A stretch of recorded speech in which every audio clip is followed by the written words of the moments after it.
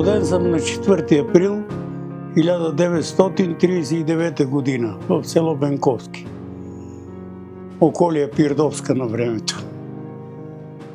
До 6-ти клас съм учил в това село, тъй като нямаше 7-ми клас. Учих в село Мирко, което е на 7 км. Превоз нямаше тогава. Първокласен автобус, който да извозва децата. През наше време аз си ходих пеши до Мирко, пеш се връщах всеки ден. Бех останал без баща още 1943 година. Бяхме 3 деца и майка ми 4 човека. Беха много тежки времена тогава след войната. Трудно се живееше, специално за нашето семейство. 1953 година кандидатствах да уча в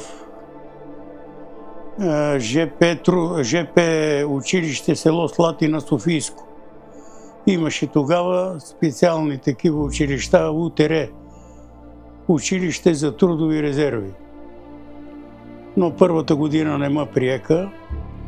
Оказа се, че е написана много лоша характеристика за мене, защото баща ми 28 година е бил в Америка, за 1 година е ходил да работи в строителството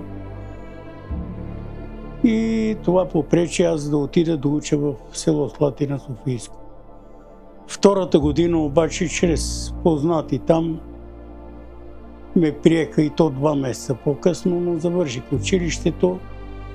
Нямаше къде да се работи, защото имаше голема безработица през тия години. Нямаше тия предприятия, нямаше индустрия. Въобще да намериш държавна работа беше много трудно. С близки и познати успяха да ме назначат в тогава село Бухово, в урановия завод, в урановото предприятие. Там беше много трудно да се работи. Аз бех много малък, с разрешение на профсъюзите почнах, защото бех на 17 години, освен това отровно. И много тежка беше работата, но мен ме назначиха, почнах да работя.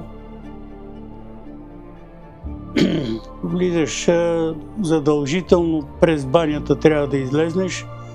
Работните дрехи стояха в едно хале, а тези, с които ходехме, в друго помещение. На излизане от банята имаше апаратура, която специален човек, заставаш гол, доближава си ръцете там на определено место. Ако има някакво облъчване, се връщаш пак. Имало случаи, когато и по 3 пъти са ме връщали. След това започнах работа в този металургичния комбинат Кремиковци от 64-та до 91 година, когато се пенсионирах. Бил съм в прокатен стан в най-големия завод на Кремиковци, където беше също отровно, лоши условия на работа, в смисъл здравословни. Имаше изпарения, имаше при обработката на метала изпарения на манган, който беше много отровен. Освен това, електрооборудването в зали, имаше зали с живачни изправители, които също влияеха. Но така или иначе, аз се запазих здрав до пенсионирането и след пенсионирането бех здрав. На базата на какво не мога да кажа. Не съм употребявал алкохол да си вреда. Пил съм, но в ограничени количества. Цигари не съм пушил. Може би и това да ми е помогнало, не зная. Но лекарите се чудат. Сега, след пенсионирането, работих 5 години при Нешка Робева. Поддържах залата, електромехано, направихме просторна голяма къща. Децата са около нас И ние с баба Галя, с жената, която живеем повече от 60 години, си живеем тихо, мирно и спокойно. 4-та година съм кметски наместник на селото. Не мога да се похваля за това как работя, що работя. За тази работа има хора, които казват: аз съм длъжен да изпълнявам това, което трябва да се направи за селото. Съпругата ми е рускиня. Аз съм беден, защото баща ми 43-та година, как казах, ме изостави. И тогава бяха много трудни години, но успяхме. И тя работеше в Кремиковци 29 години. Първа категория труд в сумонодобива. И после 5 години тя работи с мен при Нешка Робева. Събрахме, купихме место, направихме сами, тук си дойдохме.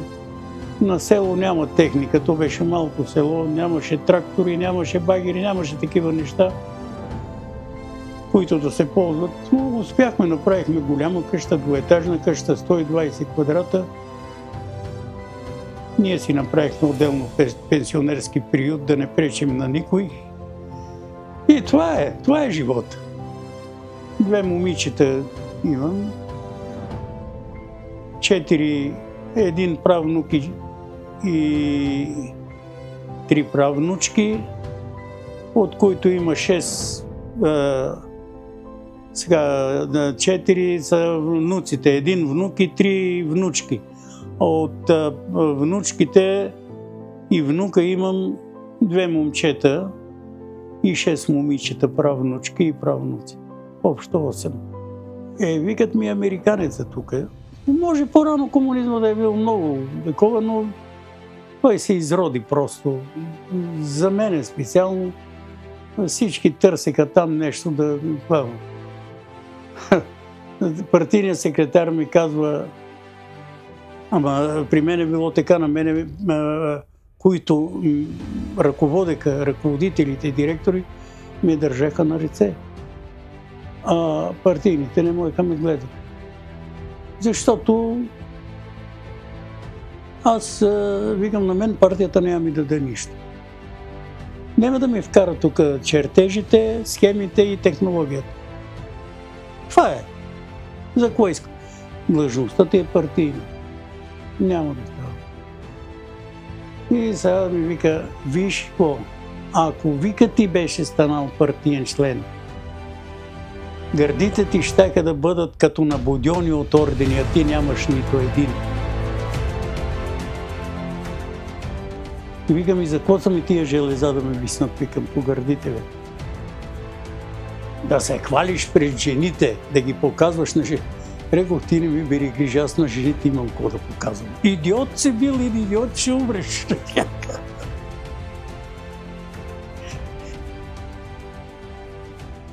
Това е. Станах, аз бех голем рационализатор. По колективна такова автор съм аз, на второ място съм ставал в България. И имам сребърна значка. Сам самостоятелно излезнах национален първенец една година. Година аз не обръщам, защото много рационализации пускам. И отивам, взимам си парите, това, който отговаря за рационализациите към целия комбинат. Иде, Боби умрел, не се жени, така се умре човека. Пиеше много. Инженер же беше. Иде вика: Тошка, кажи на рускинята да приготви яденето, масата по-руски, аз ще дойда, ти донеса документи. Идва вика: ордена нали знаеш? Рекох: ордена са го дали на друг. Донеса ми това, нали, удостоверението от ИНРА, Институт изобретение и рационализация от София, че съм на първо място класиран за годината в България, златен орден. Но парите се мах, 1500 лева ли ми дадаха, не си спомням. Той ги взел, касиерката му познаваше на комбината, защото всеки завод си има такова касиерка, нали, счетоводство, всичко, а има и комбинатска. И тия рационализациите се изпращаха от банките в комбинатското и отиваш там да ги взимаш. Комбинатска каса на комбината, главната каса. Той викам, взема ли парите? Как бе, 50 лева съм ми оставил. Там имаше удар с жена касиерка, аз като отида взимам рационализации, 50 лева оставам. Те бяха много пари тогава. Вика, аз си казах, за теб ли е, за Тошо ли е, добре, дай, подпиши го тук, дигме му парите. Оставих и вика 50 лева и си тръгнах. И това е, така беше, какво да правиш. И де-факто орден нямам. Имам такива, които ги даваха на 10 години, на 15, на 20 и на 25 години. Че си служил добре, съвестно на комбинат. Не даваха на всеки пак на определени хора. Такива беха нещата, какво да правиш. Най-щастливият ми момент беше, кога бех млад. Когато се уволних от казармата, когато почнах да работя, тогава учих вечерно, че те утеретата не ги признаваха за нищо. После вечерният техникум Сталин пътувах от Бухово, 30 км. От 7 часа бех сутрин на работа, но там се работеше 6 часа. Но вечерно време се прибираха с автобус некъде към 12 и нещо. 12 и половина се прибирах в общежитието. И това е 7 часа на работа. Работа беше отровна, тежка физически, но бех здрав, млад, не ми тежеше нищо. Изкарах, после учих 2 години за преподавател по технически предмети, защото към Кремиковци имаше техникум за металургичен техникум. Но ако станах един преподавател, заплатата беше 80 лева, а аз бех с 160. Така че няма избор тук, няма смисъл да се умува. Така че там не може, освен това взимах 30 лева Кремиковски, клас даваха 20% и се събираше. Премии не съм взимал, на ИТЕР не даваха премии. Работниците взимаха добри заплати. Тия, които беха пряко вързани към производството си, те си беха на норма и стигаха между 300 и 400 лева оператори, валцьори. В Кремиковци направих един... ще дойде Тодор Живков. Той винаги идваше в нашия завод. И трябваше да дойде в 11, той дойде в 3:15 и 20. Сега всичко напрежение, а от мен пот тече, никога не съм се потил в живота. И аз давам команда да се вземе първата бройка, преди да дойде да влезне в завода. И отгоре ми казват, но оператора го няма. На пети пост. Най-сложният пост. Не може, то без него не може да се пусне. Но аз си имах като млад човек тогава слабост да се уча по постовете, тия командните постове. Викам на старши валцьора, няма да казваш, че аз съм горе. Аз ще поискам разрешение, защото там свети червен светофар на моя пети пост. Кажвам се горе, чукам на 4-ти, готови ли сте, 5-ти е готов. Уния само чукат с 2 удара. На 6-ти съобщавам, че е готов моталките. 4-ти ми звъни, 5-ти, червен светофар, смени светлината, аз сменям. Обаче валовете свалени на пълзучка по-руски едва се въртат, а там трябва скорост. И аз почвам да дигам това с 6 клетки, в това време се качва един от Мариупол, старши валцьор беше, ама бил и оператор. Тошенка, идвам да ти помогна. Каза ми, вика, старше вълцьора, че си се качил горе. Как смееш, кажи ми. Ти луд ли си, бе? Викам, луд, не луд, Тодор Живков ще мине отдоле, го виж, там се задава и тая идвам. Викам, взимаш първа, втора и трета клетка. Защото, викам, там са по-малко маневрите. Аз взимам четвърта, пета и шеста. Ще я изтегла, викам, сигурен брак, но трябва да направим нещо. Успяхме, прекарахме я и след това, нали, това е 10-тонна заготовка, веднага съобщават по селекторите, тогава беше селекторно обявите, смяна на перестройка, минаваме на друг профил, пак руска дума. Там всичко е на руски. Перестройка, минаваме на друг размер. И там вече е сложно да изчислиш на всяка една клетка обороти, колко трябва да дадеш на легане, колко трябва да е разстоянието един вал до друг. И гледам, че оператора бега от горкия, лети и мина покрай делегацията. В това време делегацията излизаше. Слизам отгоре и директора на комбината вече. И тая ли глупост направи, бе?